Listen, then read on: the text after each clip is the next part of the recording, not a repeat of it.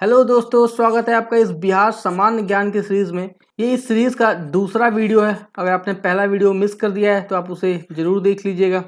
इस particular video में हम लोग बात करने वाले हैं कि बिहार की जो सीमा है वो किन किन राज्यों से लगती है, बिहार के जो जिले हैं वो किन राज्यों से लगते हैं। तो इन सारी बातों को हम इस वीडियो में देखेंगे। अगर आप बिहार के किसी भी एग्जाम की तैयारी कर रहे हैं ना, तो आप देखिएगा कि 2 या 3 प्रश्न बिहार के सीमाओं से जरूर पूछे जाते हैं। तो अगर आप बिहार के किसी भी एग्जाम की प्रिपरेशन कर रहे हैं तो ये वीडियो आपके लिए बहुत इंपॉर्टेंट होने वाला है। तो प्लीज़ आप इस वीडियो को अंत तक देखिएगा, और अगर आपको ये वीडियो अच्छा लगता है तो प्लीज़ लाइक करिएगा और चैनल को सब्सक्राइब करिएगा। चलिए फिर इस वीडियो को शुरू करते हैं। हमारा पहला प्रश्न है, बिहार भारत के किस भाग में स्थित है। तो देखिए, हम पहले जान लेते हैं कि भारत कहाँ स्थित है। भारत की लोकेशन को हम पहले पता कर लेते हैं, तो फिर अपने आप बिहार की स्थिति को हम तो चलिए हम चलते हैं पृथ्वी पे, ग्लोब पे। ये देखिए, ये है हमारा पृथ्वी। और आपको पता है कि पृथ्वी को 2 बराबर भागों में एक रेखा काटती है। उसका क्या नाम है? वो है विषुवत रेखा, जिसको हम 0 डिग्री भी कहते हैं। तो देखिए, ये 2 भागों में बट गया। एक हो गया उत्तरी गोलार्ध और एक हो गया दक्षिणी गोलार्ध। अब इतना तो पता है कि भारत हमारा जो है उत्तरी गोलार्ध में स्थित है, तो हमें दक्षिणी गोलार्ध से कोई मतलब नहीं है। अब थोड़ी सी और सहूलियत के लिए हम इसको एक और भाग में बांट लेते हैं। तो देखिए, अब आसानी से पता चल सकता है कि जो भारत है हमारा वो उत्तर पूर्वी भाग में स्थित है। कैसे? देखिए, हमेशा ऊपर जो होता है वो उत्तर होता है, और राइट साइड में क्या होता है आपके? ईस्ट। ये नॉर्थ हो गया, ये ईस्ट हो गया, ये साउथ और ये वेस्ट। तो हमारा जो ये भारत है, आप देख पा रहे होंगे, ये जो भारत है ये हमारे उत्तर पूर्वी भाग में स्थित है। तो आपको पृथ्वी पे भारत का लोकेशन पता चल गया। अब हम चलते हैं भारत की तरफ। देखिए, पृथ्वी को तो विषुवत रेखा 2 बराबर भागों में काट रही थी, ठीक है। अब बात करें भारत की, तो देखिए भारत को भी एक रेखा है, वो 2 बराबर भागों में बांटती है, जिसको हम कहते हैं कर्क रेखा। देखिए, प्रश्न यहाँ से भी पूछा जा सकता है कि जो कर्क रेखा है वो भारत के कितने राज्यों से गुजरती है। तो ध्यान रखिएगा, वो 8 राज्यों से गुजरती है। और किन किन राज्यों से? तो देखिए, मैं बता देता हूँ आपको। देखिए, गुजरात, राजस्थान, मध्य प्रदेश, छत्तीसगढ़, झारखंड, वेस्ट बंगाल, त्रिपुरा और मिजोरम। ये 8 राज्य हुए, यहाँ से जो कर्क रेखा है वो गुजरती है। हालांकि ये हमारा अभी टॉपिक नहीं है, हमारा टॉपिक है कि बिहार कहाँ स्थित है। तो देखिए, ये जो कर्क रेखा है, एक रफली मैं खींच रहा हूँ लाइन। ये जो कर्क रेखा है ये लगभग हमारे भारत को 2 बराबर भागों में बांटती है, एक उत्तरी भारत और एक दक्षिणी भारत, ठीक है। तो बिहार जो है कहाँ स्थित है? वो उत्तरी भारत में स्थित है। और थोड़ी सी और सहूलियत के लिए अगर हम एक और लाइन खींच लें तो अब कंफर्म हो गया कि ये जो बिहार है वो उत्तर पूर्वी भाग में स्थित है। मतलब भारत भी ग्लोब पे कहाँ स्थित है? तो उत्तर पूर्व में। और बिहार भी भारत में कहाँ स्थित है? तो ध्यान रखिएगा, वो भी उत्तर पूर्वी भाग में स्थित है। तो अब चलते हैं हम अपने प्रश्न की तरफ। तो अब हमें अच्छे से पता चल गया कि भारत के उत्तर पूर्वी भाग में स्थित है बिहार। तो इसका सही आंसर होगा ऑप्शन नंबर सी, ये उत्तर पूर्वी भाग में स्थित है। देखिए, एक प्रश्न और पूछा जा सकता है आपसे कि ये जो बिहार है, इसको मैं क्लियर करता हूँ पहले। ये देखिए, ये जो बिहार है इसकी समुद्र तल से ऊंचाई कितनी है? तो ध्यान रखिएगा, 173 फीट इसकी ऊंचाई है समुद्र तल से। आप इसको भी याद रखिएगा। हमारा अगला प्रश्न है, बिहार राज्य की भू आकृति कैसी है? तो ये देखिए, ये है बिहार, और इसकी लगभग जो आकृति है वो आपको देखने को मिलेगी कि एक आयताकार के रूप में है ये। तो इसका सही आंसर क्या होगा? ऑप्शन नंबर ए, आयताकार इसका सही आंसर होगा। और यहाँ एक और बात आप याद रखिएगा, बिहार की अक्षांशीय विस्तार और देशांतरीय विस्तार, ये भी बार बार प्रश्न पूछता है। तो देखिए, इसको भी हम देख लेते हैं। देखिए, पहले तो आप याद रखिएगा कि ये 2 लाइन होती है, ऐसी खींची जाती है और एक खींची जाती है ऐसी। तो ये 2 लाइन को क्या कहते हैं? देखिए, इसको कहते हैं हम अक्षांश अक्षांश रेखा, और इसको हम कहते हैं देशांतरीय रेखा। तो आप यहाँ से याद रखिएगा, जो बिहार की अक्षांशीय विस्तार है वो है 24 डिग्री 20 मिनट और 10 सेकंड उत्तरी अक्षांश से लेकर 27 डिग्री 31 मिनट और 15 सेकंड उत्तरी अक्षांश तक इसका विस्तार है। और बात करें देशांतरीय विस्तार की, तो ध्यान रखिएगा, 83 डिग्री 19 मिनट 50 सेकंड पूर्वी देशांतर से 88 डिग्री 17 मिनट 40 सेकंड पूर्वी देशांतर तक इसका विस्तार है। आप इन नंबरों को याद रखिएगा। और या तो फिर आप याद रख सकते हैं कि 24 डिग्री से लेके 27 डिग्री तक उत्तरी अक्षांश और 83 डिग्री से लेके 88 डिग्री तक पूर्वी देशांतर का बिहार में विस्तार है।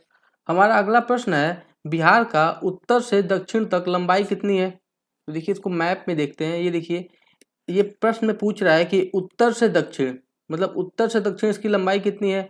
तो ध्यान रखिएगा, बहुत आसान नंबर है, 345 किलोमीटर ये उत्तर से दक्षिण तक इसकी लंबाई है। और दूसरा प्रश्न पूछा जाता है कि पूर्व से पश्चिम इसकी चौड़ाई कितनी है? तो वो ध्यान रखिएगा, 483 किलोमीटर चौड़ा है ये, मतलब इसकी चौड़ाई पूर्व से पश्चिम तक 483 किलोमीटर है। हमारा अगला प्रश्न है, बिहार राज्य का क्षेत्रफल कितना है? तो इसका सही आंसर होगा ऑप्शन नंबर डी। इसका क्षेत्रफल है 94,163 वर्ग किलोमीटर। आप इसे ध्यान रखिएगा। और अगर आपसे पूछे कि जो बिहार राज्य का क्षेत्रफल है वो भारत के क्षेत्रफल का कितना प्रतिशत है, तो वो ध्यान रखिएगा, वो है 2.86%। हमारा अगला प्रश्न है, बिहार में प्रमंडल कितने हैं? तो इसका सही आंसर होगा ऑप्शन नंबर ए। ये बिहार में 9 प्रमंडल हैं। देखिए प्रमंडल बनाए क्यों जाते हैं, प्रमंडल, जिला, अनुमंडल, ये सब बनाए क्यों जाते हैं? तो ध्यान रखिएगा, एक राज्य में शासन व्यवस्था जो है वो अच्छे से सुचारू रूप से चले, इसीलिए राज्य को प्रमंडल में, प्रमंडल को जिले में और जिले को अनुमंडल में विभाजित कर दिया जाता है। इसके और भी आगे होता है, जैसे पंचायत, ग्राम, ब्लॉक, इन सबों में विभाजित इसलिए किया जाता है ताकि वो शासन को सुचारू रूप से चला सके। हमारा अगला प्रश्न है, बिहार में प्रमंडल, जिसको हम डिवीजन कहते हैं, वो कितने हैं? तो इसका सही आंसर होगा ऑप्शन नंबर ए। बिहार में 9 प्रमंडल हैं। देखिए प्रमंडल, अनुमंडल जो जिले होते हैं वो क्यों बनाए जाते हैं? तो एक राज्य में शासन व्यवस्था को सही से सुचारू रूप से चलाने के लिए ये प्रमंडल, अनुमंडल, ब्लॉक, पंचायत, गांव, इनका निर्माण किया जाता है। अब देखिए प्रमंडल से कैसे प्रश्न पूछे जाते हैं, मैं आपको दिखाता हूँ। जैसे देखिए 9 प्रमंडल हैं, कौन कौन से? वो पटना, तिरहुत, सारण, दरभंगा, कोसी, पूर्णिया, भागलपुर, मुंगेर और मगध।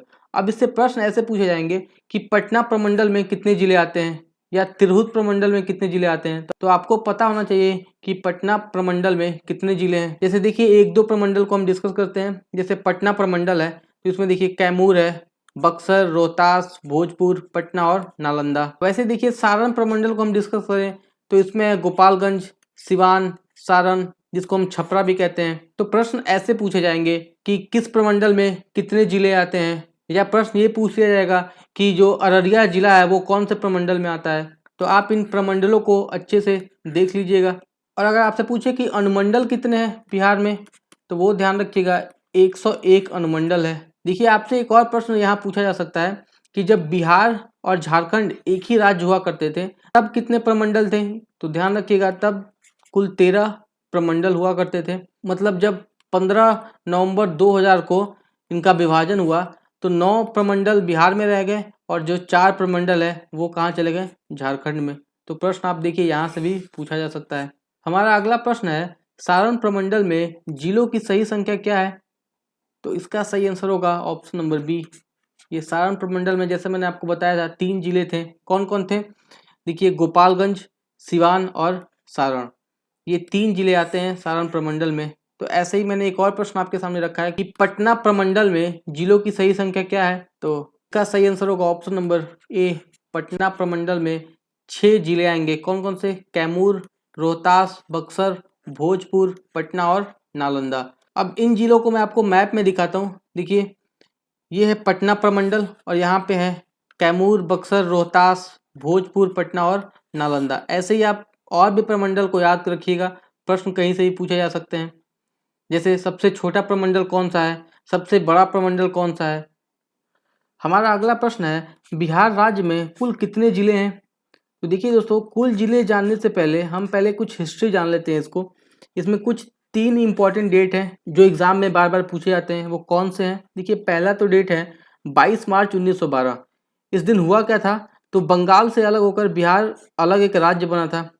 देखिए बंगाल जो राज्य है ना, इसमें असम, झारखंड, बिहार, उड़ीसा और खुद वेस्ट बंगाल शामिल था, जिनमें से अलग हो गया बिहार। अब बिहार अकेले तो अलग हुआ नहीं, इसमें अपने साथ लेके अलग हुआ उड़ीसा और झारखंड को। और कब अलग हुआ तो ध्यान रखिएगा 22 मार्च 1912 को। अब हम बात करते हैं दूसरे डेट की। देखिए दूसरा जो डेट है बहुत इंपॉर्टेंट है, 1 अप्रैल 1936। इस दिन उड़ीसा जो राज्य है वो बिहार से अलग हो गया। देखिए बिहार राज्य अलग हुआ था 1912 को, किसको लेके, उड़ीसा और झारखंड को। अब 1 अप्रैल 1936 को उड़ीसा जो है वो बिहार से अलग हो गया, तो बच गए झारखंड और बिहार। अब देखिए अब जो तीसरा डेट है वो है 15 नवंबर 2000। इस दिन झारखंड भी जो एक राज्य बचा हुआ था बिहार में वो भी बिहार राज्य से अलग हो गया। तो ये 3 इंपॉर्टेंट डेट है, आप इसे याद रखिएगा। अब झारखंड जो राज्य है वो अंतिम राज्य था बिहार से अलग होने वाला, तो इससे प्रश्न पूछे जाते हैं कि कितने जिलों को लेके झारखंड अलग हुआ, कितने % जमीन को लेके ये अलग हुआ। तो ध्यान रखिएगा 18 जिलों को लेकर। देखिए कुल जो थे वो 55 जिले थे, जिनमें से 18 जिलों को लेकर झारखंड अलग हुआ। तो बिहार के पास कितने बच गए, 37 जिले। और कितने % जमीन को लेकर झारखंड अलग हुआ तो ध्यान रखिएगा वो था 45.85% जमीन को लेकर झारखंड अलग हुआ। और बिहार के पास लगभग कितना बच गया, वो 54% लगभग बच गया। तो अभी वर्तमान में कुल कितने जिले हैं बिहार के पास, वो हैं 38। लेकिन जब झारखंड से अलग हुआ तो बिहार के पास कितने जिले थे, 37। तो एक नया जो जिला है वो कौन सा बना, तो वो ध्यान रखिएगा वो नवादा जिला जो था बिहार का वो नया जिला है। देखिए ये माफ़ करिएगा वो अरवल जिला बिहार में 38वां जिला बना झारखंड से अलग होने के बाद। और अगर आपसे पूछे कि ये किससे अलग होकर बना था तो वो ध्यान रखिएगा वो जहानाबाद। इसको मैप में देखते हैं, ये देखिए ये है अरवल जिला और ये किससे अलग हुआ तो आप देख पा रहे होंगे यहाँ जहानाबाद है, इससे अलग होकर एक नया जिला बना 38वां, वो था अरवल। तो अभी वर्तमान में कितने जिले हैं तो ध्यान रखिएगा 38 जिले हैं। तो आप यहाँ 2-3 बातें याद रखिएगा। एक तो जब झारखंड अलग हुआ तो कितने जिले थे, वो थे 37। दूसरा ये कि जब झारखंड अलग हुआ तो बिहार के पास कितने % जमीन बची, तो वो लगभग 54% जमीन बची थी बिहार के पास। और तीसरा जो है वो बहुत इंपॉर्टेंट है, आपको 3 डेट दे देगा, 22 मार्च, 1 अप्रैल और 15 नवंबर। और आपसे प्रश्न पूछेगा कि किस दिन बिहार दिवस मनाते हैं बिहार।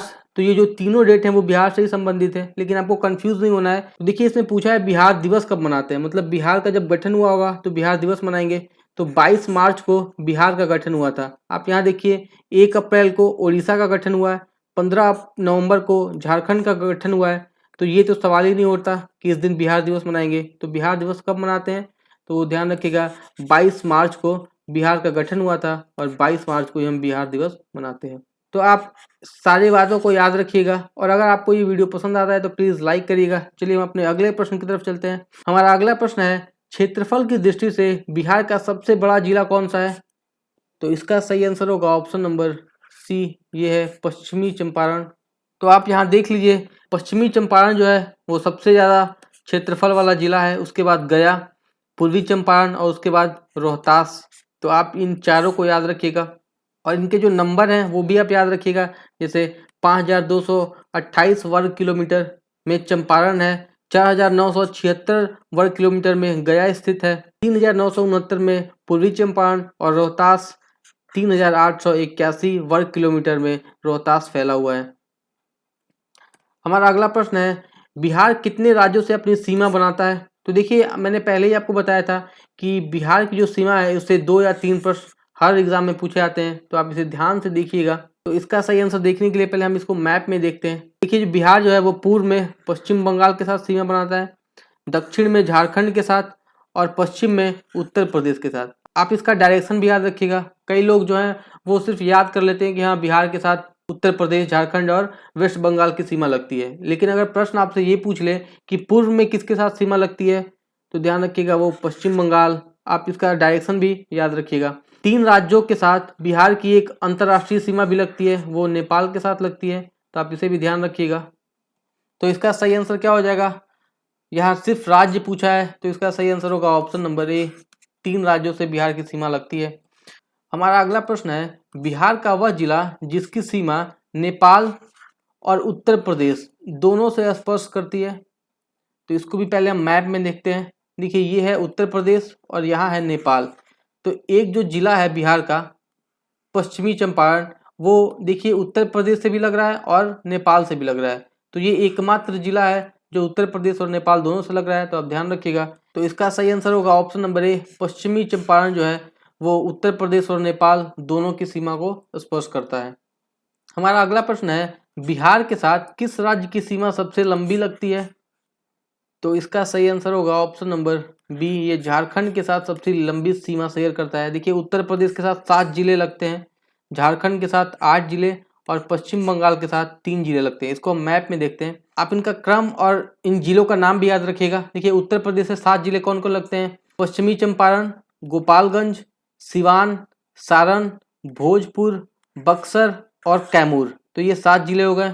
और झारखंड से कितने जिले लगते हैं? तो ध्यान रखिएगा, रोहतास, औरंगाबाद, गया, नवादा, जमुई, बांका, भागलपुर और कटिहार। आप इसको काउंट करेंगे तो ये 8 जिले होंगे।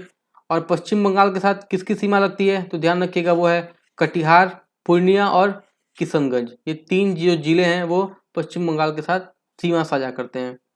हमारा अगला प्रश्न है, नेपाल के साथ बिहार के कितने जिले लगते हैं? तो ध्यान रखिएगा, नेपाल के साथ भी बिहार के 7 जिले लगते हैं। और उत्तर प्रदेश के साथ भी आपको पता है 7 जिले लगते थे। देखिए कौन कौन से जिले लगते हैं, वो देखिए पश्चिमी चंपारण, पूर्वी चंपारण, सीतामढ़ी, मधुबनी, सुपौल, अररिया और किशनगंज। इसको मैप में देखते हैं। ये देखिए, ये है नेपाल और इसकी सीमा लगती है पश्चिमी चंपारण, पूर्वी चंपारण, सीतामढ़ी, मधुबनी, सुपौल, अररिया और किशनगंज से इसकी सीमा लगती है। आप इसका क्रम याद रखिएगा कि पश्चिम से पूरब इसका क्रम क्या है या पूरब से पश्चिम इसका क्रम क्या है। एग्जाम में ऐसे भी प्रश्न पूछे जा सकते हैं। हमारा अगला प्रश्न है, बिहार का वह जिला जो पश्चिम बंगाल और नेपाल दोनों को स्पर्श करता है। तो इसको मैप में पहले हम देखते हैं। देखिए ये है नेपाल और ये है पश्चिम बंगाल। तो आप यहाँ देख पा रहे होंगे जो किशनगंज है वो नेपाल से भी इसकी सीमा लगती है और पश्चिम बंगाल से भी इसकी सीमा लगती है। तो इसका सही आंसर क्या होगा? ऑप्शन नंबर बी, किशनगंज जो है वो पश्चिम बंगाल और नेपाल दोनों को स्पर्श करता है।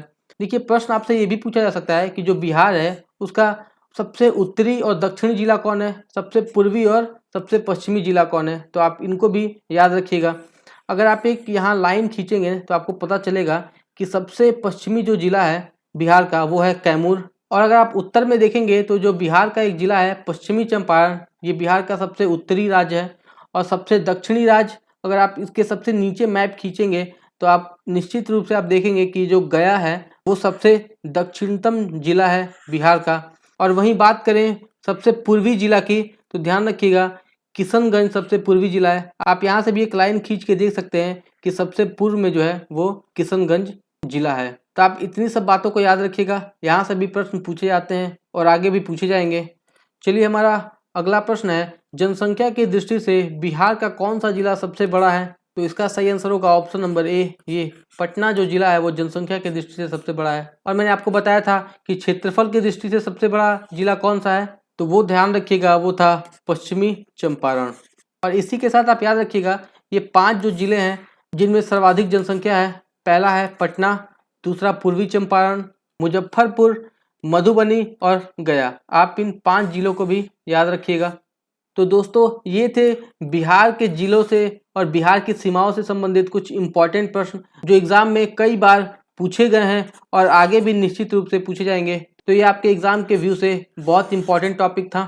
और अगर आपको ये वीडियो अच्छा लगा तो प्लीज़ लाइक करिएगा और चैनल को सब्सक्राइब करिएगा। हम फिर नेक्स्ट वीडियो में मिलेंगे, तब तक के लिए जय हिंद।